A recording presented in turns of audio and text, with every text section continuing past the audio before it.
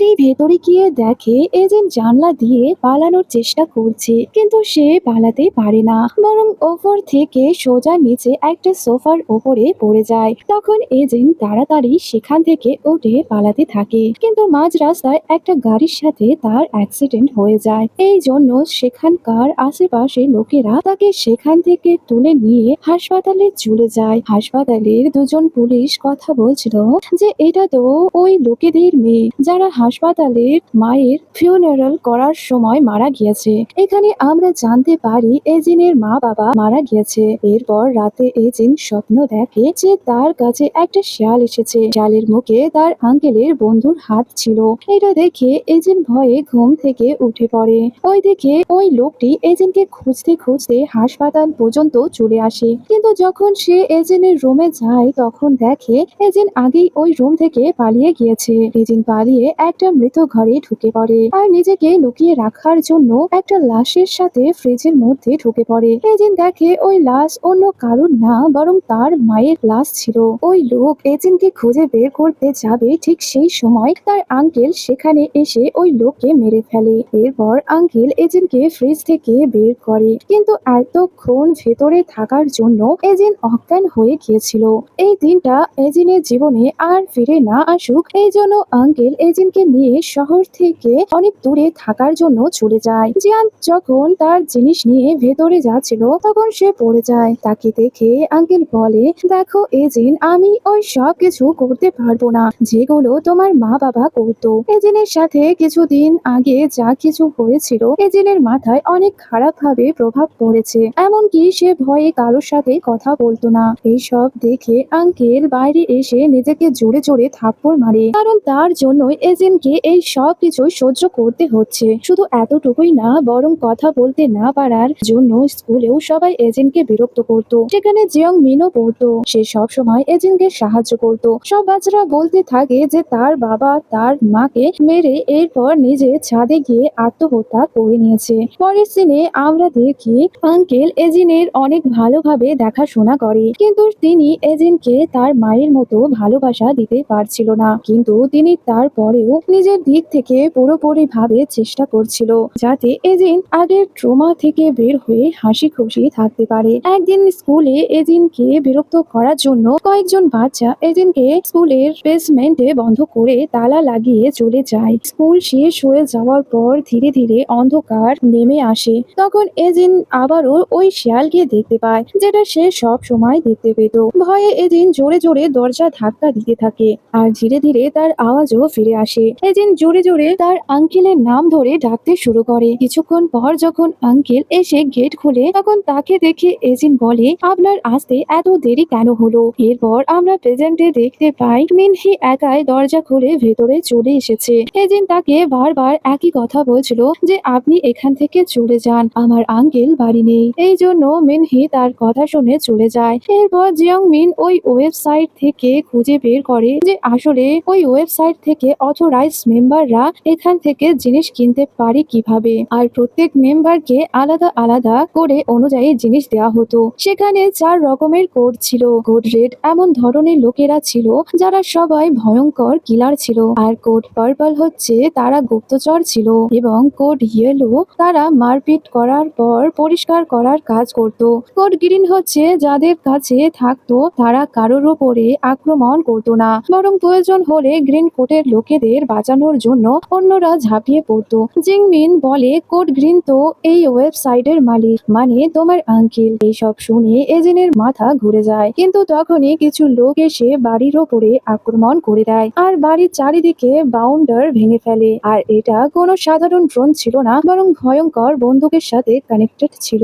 তারা দুজনই জীবন বাঁচানোর জন্য সেখান থেকে ভেতরে যেতে থাকে। তখনই সামনে থেকে আরো একটি ড্রোন তাদের উপরে গুলি চালায়, কিন্তু সেখানকার সব দরজা আর জানলা বুলেট প্রুফ ছিল, এই জন্য ড্রোনটি ভেতরে আসতে পারে না। কিন্তু ওই ড্রোনটিও কম ছিল না, মানে ড্রোনটি বম ব্লাস্ট করে সব কাজ ভেঙে ফেলে আর ভেতরে চলে আসে। তখন জিয়ংমিন একটা রুমের ভেতরে একটি লোহার আলমারি দেখতে পায়, আর সে ওই আলমারির ভেতরে লুকিয়ে পড়ে। কিন্তু ওই ড্রোনটি বম দিয়ে ওই আলমারিটিও খুলে ফেলে। আর যখন ড্রোনটি জিয়ংমিনকে মারতে যাবে তখন এজিন এসে তার গলতি দিয়ে মেরে তার ব্যালেন্স শেষ করে সেটাকে ক্রাশ করিয়ে দেয়। এরপর আমরা একটা ফ্ল্যাশব্যাক দেখি, যখন এজিন 17 বছরে ছিল তখন আঙ্কেল তার বাড়ির আগে থেকে বেটার করার জন্য লোক নিয়ে এসেছিল।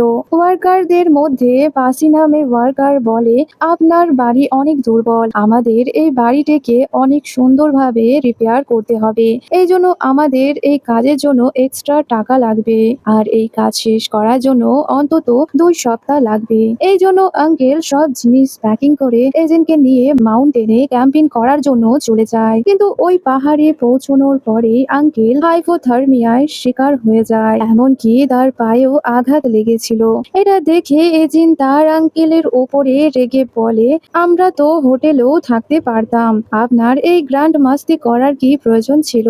তখন আঙ্কেল বলে, দেখো এজেন্ট, যদি কখনো তুমি বিপদে পড়ো তখন তর্ক করার থেকে ভালো হবে সমাধান করার কোনো রাস্তা বের করা। এরপর তিনি ইজিনকে একটা ম্যাপ দেখায় আর বলে, তুমি এখান থেকে 7 কিলোমিটার এগিয়ে যাও, হয়তো সেখান থেকে আমরা কোনো সাহায্য পাবো। এটা বলে তিনি এজেন্টকে একটা গলতি দিয়ে বলে, এটা তোমার সাথে করে নিয়ে যাও, বাইরে জঙ্গলি জানোয়ারের কারণে বিপদ হতে পারে। এজেন্ট সেখান থেকে যাওয়ার পর আঙ্কেল বাসিকে ফোন করে বলে, তোমার দেওয়া ড্রাগস অনেক ভালো কাজ করেছে, এজেন্ট এখান থেকে বের হয়ে গেছে, আমাদের তাকে নিজেকে সিদ্ধান্ত নিতে দেওয়া উচিত। এদিকে ইজিন হাঁটতে হাঁটতে একটা এমার্জেন্সি বুথের কাছে চলে আসে। ইজিন যেই বুথের দরজা খোলে তার ভেতর থেকে অনেক হিংস্র কুকুর বের হয়ে আসে। কুকুরদের মাঝেও ইজিন ওই শিয়ালটিকেও দেখতে পায়, যেটা সে সব সময় দেখতে পেত। তখন ইজিনের কাছে কোনো রাস্তা ছিল না, এই জন্য সে অনেক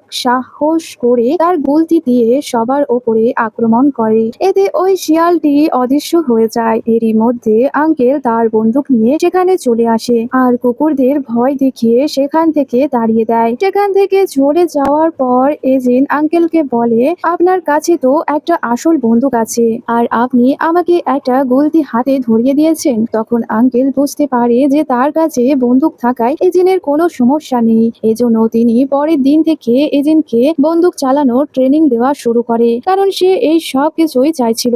আঙ্কেল প্রথমে তাকে বন্দুক লাগানো শেখায়, এরপর খালি বোতলে নিশানা বানিয়ে এজেন্টকে প্র্যাকটিস করায়। এখান থেকে আমরা প্রেজেন্টে দেখতে পাই এজেন্ট আর জিয়ংমিন ওই বুলেট প্রুফ দরজার সাহায্যে বাইরে বের হয়ে আসে, কিন্তু তারা এই ব্যাপারে জানতো না যে ওই ড্রোন অনেক পাওয়ারফুল ছিল। ওই ড্রোন বম ব্লাস্ট করে সবকিছু ধোয়া ধোয়া করে দেয় আর তাদেরকে নিশানা বানিয়ে দেয়। এরই মধ্যে বাইরে মিনহি ফিরে আসে, ওর কাছে এমন একটা বন্দুক ছিল, সেটা চালাতেই তার মধ্যে থেকে এমন একটা ফ্রিকোয়েন্সি বের হয়ে যায় যার কারণে সব ড্রোন ডিঅ্যাক্টিভেট হয়ে যায়। এরপর মিনহি বাড়ির ভেতরে গিয়ে জিয়ংমিনকে ধরে ফেলে। জিয়ংমিনের হাত স্ক্যান করে তার কোড খুঁজতে থাকে, কিন্তু তার কাছে কোনো কোড ছিল না, এই জন্য মিনহি তাকে অজ্ঞান করে দেয়। এরই মধ্যে এজেন্ট তার গলতি নিয়ে মিনহির ওপরে নিশানা বানিয়ে নেয়, কিন্তু মিনহি খুব সহজেই এজেন্টকে তার কন্ট্রোলে করে নেয়। মিনহি জানতে পারে যে এজেন্ট একজন কোড গ্রিন। এরই মধ্যে ওই স্নাইপার গুলি চালাতে শুরু করে, তখন মিনহি এজেন্টকে ধাক্কা দিয়ে সরিয়ে দিয়ে তার জীবন বাঁচায়। এরপর সে এজেন্টকে বলে, আমি এখানে তোমাকে মারার জন্য না, বরং তোমাকে বাঁচাতে এসেছি। সে আরো বলে যে মনে আছে যখন তুমি তোমার আঙ্কেলের নাম জোরে জোরে 3 বার বলতে, তখন তোমার সমস্যার সমাধান কেন হতো? কারণ তুমি একজন কোড গ্রিন, তাই বাকি লোকেরা তোমাকে প্রোটেক্ট করতো। এদিকে ব্রিজের ওপরে অনেক মানুষ এক জায়গায় হয়েছিল, তাদের মধ্যে থেকে একজন বলে, স্যার ওই বাড়িতে শুধু একটা মেয়ে আছে, আমি জানি সে জিমিনের ভাতিজি, কিন্তু একজনকে মারার জন্য এত বেশি মানুষ হয়ে গেল না? ওইদিকে মিনহি বাড়ির ভেতরে স্মোক গ্রিন দিয়ে ধোয়া করে ফেলে, এতে লি বাড়ির ভেতরে কিছুই দেখতে পায় না। তখন ধোয়া পরিষ্কার করার জন্য একটা ড্রোন পাঠিয়ে দেওয়া হয়, তখন মিনহি সেই ড্রোনটিকে গুলি করে নিচে ফেলে দেয়, কিন্তু লি বাইরে থেকে মিনহিকে দেখে চিনতে পারে আর তখনই মিনহির ওপরে গুলি চালায়। গুলিটি সোজা মিনহির হাতে লাগে, যার কারণে বন্দুকটি নিচে পড়ে যায়। ওইদিকে ওই লোকেরা যখন জানতে পারে যে ভেতরে মিনহি ওই মেয়েটিকে সাহায্য করছে, তখন তারা ভয় পেয়ে লিকে বলে, সে তো অনেক ভয়ঙ্কর কোড কিলার, আমাদের এত বড় রিস্ক নেওয়ার জন্য আরো টাকা লাগবে। তখন লি বলে, তোমরা তোমাদের টাকা পেয়ে যাবে, তাই তুমি জলদি তোমার ছেলেদের নিয়ে বাড়ির ভেতরে যাও। এখন ওই সময় ছিল যখন এজিন লিকে টার্গেট বানিয়েছিল। লি এজিনের ওপরে গুলি চালায়, কিন্তু গুলিটি মিস হয়ে যায়। এরই মধ্যে ওই লোকগুলো বাড়ির চারি চারিদিক ঘিরে ফেলে। তারা মিনহির ভয়ে ডাইরেক্ট ভেতরে যেতে পারছিল না। তো আজকের পার্টটি এতটাই ছিল। পরের পার্টটি দেখার জন্য অবশ্যই আমার চ্যানেলের সাথে কানেক্ট থেকো।